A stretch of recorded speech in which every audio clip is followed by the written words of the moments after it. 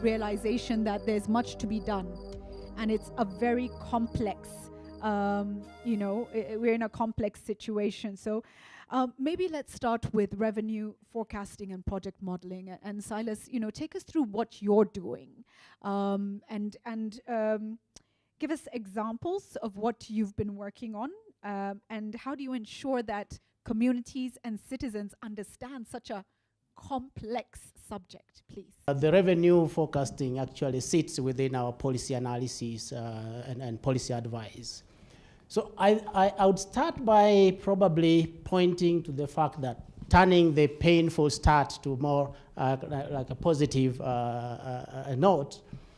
We all agree that natural resources, oil, gas, and minerals have potential for generating significant revenues for the countries owning these resources. I think there is no question about it, but it's the potential revenues. Now, there's a bit of a challenge, in tapping those potential revenues, because the complex nature of the life cycle of extractive projects pose a bit of a challenge on understanding how much revenues actually the country is likely to generate from this. The potential is there, but how much is a question. Now, I think everybody does forecasting. Forecasting is more about, estimating future. When we talk about revenue forecasting, is estimating future revenues that the government is expecting to get. Now, that estimation is done under quite uncertain environment, because who knows the future? And in the extractive sector, clearly you have a lot of challenges. One is really, the lifespan of the projects tend to be unpredictable in a way. So there are new discoveries coming in. There are other mines closing down. But also there are factors like global prices, which change over time. So when you talk about how much revenue the government would get in the next 20 years, it's quite a challenge. So what the forecasting is all about is employing some assumptions, like what would be the price scenario over the next 20 years. Definitely it's not going to be the same. There will be changes, but to start with, at least you have a premise where you say, at this particular price, scenario, this would be, the revenues based on the quantity projections that would be produced. Let me come now to contract transparency campaigning, and Charles, really, this is your space. Tell us a little bit about the work that you've been doing and the tools and strategies that you adopt, your impact as well, very important. More specifically on contract transparency, I want to call it a journey of hope rather than hope to despair. But so this journey of ours in contract transparency, started in 2013. When we started off, we thought we were starting off at a very strong point, because in 2010, Kenya passed a new constitution which indicated that access to information was a right contained in that. And so we felt this was something that, at least we were coming from very, very strong ground in terms of asking for contracts to be disclosed. In 2014, as part of the government, I think it was called Government Reacts then, or a hashtag, where different cabinet secretaries were on social media responding to questions. And so that's when we first asked our question. We asked, will the Kenyan contracts be disclosed? And that was in 2014. And then the CS Charles Ketero said, yes, Kenyans have a right of access to information, and it will be done. In 2015, one of the companies that's operating in Kenya is called Africa Oil. Africa Oil received $50 million in financing from the IFC. One of the things that IFC requires is that investees, as a matter of part of the investment, is that they disclose their contracts. So we latched onto the opportunity and started following up with IFC then in terms of when will these contracts be disclosed.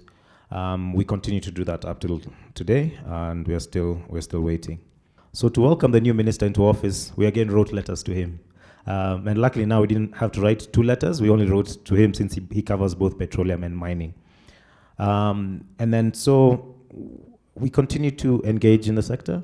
The petroleum bill is yet to be passed. We were just making our submissions this morning to the Senate on the petroleum bill, again re-emphasizing the importance of contract disclosure.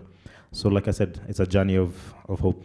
Let me come now to the feminist perspective. Why? I ask this fully aware of the reasons why, but what inspired you? And maybe for those who might not know, this is an important question, but also what work are you doing? What strategies are you adopting in furthering your agenda, please? So Feminine works in 4 thematic areas. The first is sexual, reproductive, and health rights. The second is violence against women. Third is transformative political leadership. And finally, the section that I lead is on macro-level economic policy and justice. A lot of work has been done on micro-level economic justice, financial inclusion, microcredit. Ask any government, what are you doing for women? Or we have a fund for women to encourage SMEs. Women's lives are relegated to micro lives. We're always in the micro of everything. So Femnet is looking to change that. How can we broaden the scope? How can we broaden the scope and recalibrate the understanding of what economic empowerment for women means beyond just 50 chicken projects? How do we ensure that women are front and center and at the table when we're speaking about issues of debt, when we're speaking around issues of open contracting within the extractive industry, when we're speaking about illicit financial flows? How do we make sure that women are in those meetings and taking part in a meaningful way beyond just adding women and stirring? And so as Femnet, when we try to figure out how to broach this monster of macro level economics, that's a space that is often, and we say this in the feminist movement, too male, too pale, and too stale. And so we choose a 4-pronged approach. And the first is building the capacity. And I really hate the term capacity building. It's one of those terms that we adopt as buzzwords in this industry, but I'll use it anyway. And so we have what we call the African Feminist Macroeconomic Academy, where we train a cadre of about 30 women's rights organizations, activists, and journalists once a year. It's a week-long training where we do an introduction to macroeconomic policy 101, what's happening at a global space, what's happening in Africa, what's happening in your country. Once they've understood that and understood it from a feminist analysis and what's wrong with it and why we're not why we're not considered, we then do a deep dive into a specific issue. So last year's issue was on illicit financial flows, with a focus on the extractive industry. And they get to understand the extractive industry and illicit financial flows with a backing and an underpinning of feminist analysis to macroeconomic policy. So that's building their capacity, and hopefully then they will have an understanding and go forth and, do what they need to do. Thank you very much for that, and I think it's very important that we keep our eye on those issues. In many of our societies, we forget the importance of empowering women. And it's become a sexy topic right now, but I love the way you've kind of taken us through it. And, I keep saying the informal in Africa really is the normal. It is true. And the informal tends to be women breaking their backs to keep our communities going. And that brings me perfectly to Alvin now, because we're talking about benefits and fair share. And so let's come to the work you're doing at the Tax Justice Network. And let me start with a focus on 2 things. Number 1 is, how do we ensure that African governments have the ability to negotiate a fair share, a fair deal, or even a deal that benefits African states above international corporates? Number 2, illicit flows. What work are you doing on that? So please, over to you. In 2010, a company called Heritage Oil sold 50% of its stake on the Uganda petroleum fields to another company called Talo Oil for $1.5 billion. Out of that, the Ugandan government expected to apply a capital gains tax, which would have resulted to about $400 million for the Ugandan state.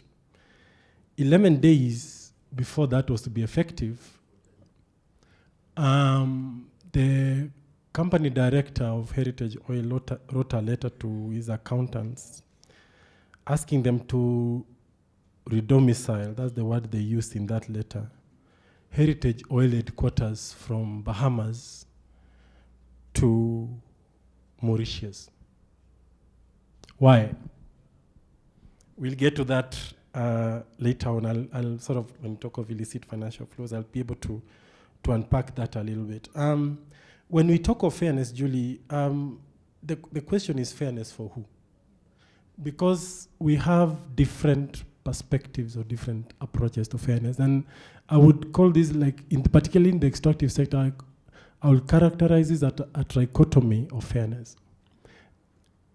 Government, investors, and citizens or communities, for that matter. And each of these, from an extractive sector perspective, have different perspectives of what you define as fairness. From the government perspective, of course, at the heart of it is revenue maximization. They want to collect as much revenue as possible. They want to have as much policy flexibility as possible to change policies according to the changing global shifts, booms and busts. They want to look at the extractive sector within the broader macroeconomic paradigm.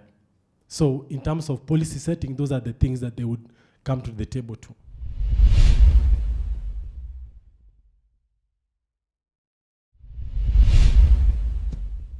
I think we have to push for transparency beyond contract transparency only, but also in terms of the damage. The transparency beyond the fiscal matters. In northern India right now, all EIAs are done based on the current ecosystem. But we know the ecosystem is changing. So we are realizing that environmental impact assessments look at the now, but then the project is there for 30 years in a different ecosystem. So the impact's actually more different than if you did in the islands 10 years ago what the EIA said, and now when they're flooding, it's a whole different ecosystem. So I think it's very important for us to discuss transparency beyond the fiscal and start asking ourselves, what does it look like then? And also, when we talk about the development agenda, whose development agenda is it that we are pushing? So that then we're actually saying, how does this fit into the public good or public investments?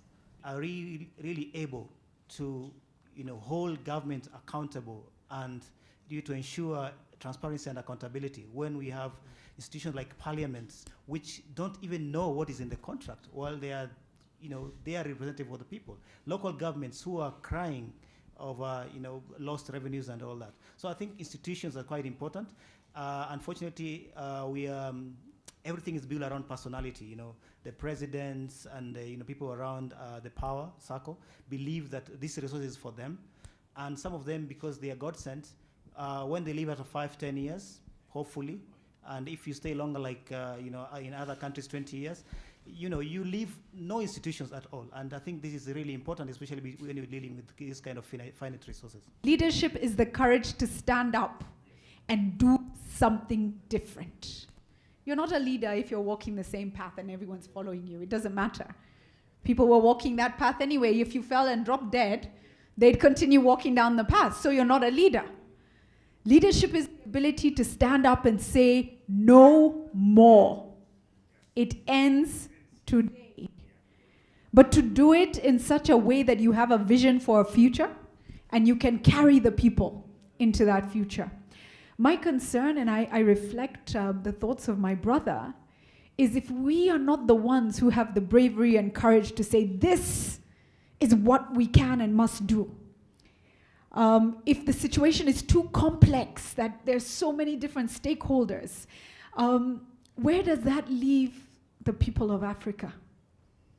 Where does that leave them? I just want to talk about India for a minute and generics and what they did so many years ago and said, we don't care what the rest of the world says. We actually don't care. We're going to do it anyway, right? How long has Europe been subsidizing its farmers and saying to the rest of the world, don't you dare? And yet look at how many people in Africa rely on farming. We all came from farming backgrounds. By the way, if you didn't, please put your hands up. I'll be shocked, right? We all came from farms. You didn't. Wow. Wow. And so what is that? What is that bold brave thing we must do to say, ultimately, at the end of the day, our mothers, our women, our grandmothers, our daughters have to benefit, and this is the dotted line that connects, right? I think actually, Charles, let me laud you, because when I ask Charles, he's doing what he believes is most important, because you're fighting for the transparency, and that's your focus, that's what you do. So as we come to a close, I want you, maybe each of you as panelists, to deliver a message that gives us some hope. That just tells us, guess what, Africa, we can somehow. We can get there, and that's not to say that it's easy, but we can get there. Maybe Silas, I can start with you. Yes, Africa, I think we can. And I'm very positive that there is a lot of potential in the continent really to stand for the resources that belong to this country. And we are already there. I think the Africa Mining Vision was one of the kind of initiative that shows Africa is now taking up, the responsibility for managing these resources. We need to go a little bit a mile ahead. We also understand in Africa we have, you were talking about Center of Excellence. We have under the African Development Bank, we have a Natural Resource Center, which is also doing a lot of good work in terms of even modeling and building capacity of African governments to be able to manage these resources. So yes, I think there is, we should appreciate and be kind of optimistic that Africa will do it. But I think what is missing, and I think this is what civil society we need to do more, is first of all to get to understand, build our own capacity to understand these issues. And in that case, we will be able to help build a critical mass of citizens who actually understand these policy issues. Because if you don't have a critical mass of citizens who understand these issues, the government might make a policy that works for them, but because they don't understand, someone will tell them this is a very wrong policy. And they will actually support the other side and against the government. But also, having a critical mass of informed citizens will help the citizens to question and challenge the government when the government deviates from the national and continental vision when it comes to managing these resources. Every single country on this continent can back up their currency in gold and minerals. We own the world, but we're where we are. So it's hard to be hopeful, but I have to be because I have no alternative. We're doubtful. We're doubtful also because we're dealing with issues that are constantly changing. It's never the same. You think you're going this way and suddenly the goalpost has moved. And it moves so fast and it always feels like we're playing catch up. It feels like I'm playing catch up as an African and doubly so as an African woman. Just when I think I'm fighting the IMF, suddenly, now there's repo markets that I have to be worried about and what they're doing. And the social contract between state and citizen is now moving to a contract between state and private sector. And where does that leave me? Where does that leave me as an African woman? I'm not too sure. So I'm doubtful, I question. But I guess that's the hope, that I'm still here, in the midst of the greats of the people that I'm with on this panel who are constantly and consistently fighting, writing letter upon letter. It's using whatever we can and however we can do it to get into the rooms to make sure that if there's no table, if there's no chair at the table, I'll pull a plastic chair. I'll make sure that I'm heard, and I'll make sure that the women that I fight for are heard as well. So I guess the hope is that we're still here and that we continue to write letters and fight in guerrilla and non-conventional ways. Thank you for that. Charles, please. Yeah, I think just 2 quick points. I think speaking to Amani's point around institutions, I think we have to continue to build these institutions, continue to engage with these processes, like GLIS is doing with the training, training ourselves, building that capacity has to continue, and ensuring that these institutions are not then overridden by the power elements, right? So if you build a strong Ministry of Petroleum, they should be making the key decisions. They should not be overridden by the presidency when it comes to making these decisions. So firstly, it's to build the institution, but then protect those institutions from being overridden by the power. The second thing I must say is to link the struggles. I sit here next to, Femnet, who covers all Africa, TJNA, again, all these networks are important. That we need to link all these struggles together to build that power base so that we can be able to actually achieve what we try to do. Okay, thank you for that. Alvin, you have the final word. What should drive us is passion and at the same time anger. Because I don't think that we shouldn't be about manufacturing good feeling about the progress we have made. The road traveled and the path we have in terms of where this content should be should make all of us angry. And that it's that anger and passion that should drive and bring the change. So somebody I revere so much called Tajuddin said, let's stop agonizing, let's organize. And I think that spaces like these are spaces for organizing. I've come here, I've learned a lot, I've created networks, and that I think is the first thing. Not change the world in one day, but I think that the kind of network, the collaboration that Charles is talking about are the building blocks to bring by the change you want to bring by. Thank you. So accept the energy, use it as adrenaline, and let's make a change for this continent. Let's give a warm round of applause to our panel. Please. Thank you so much.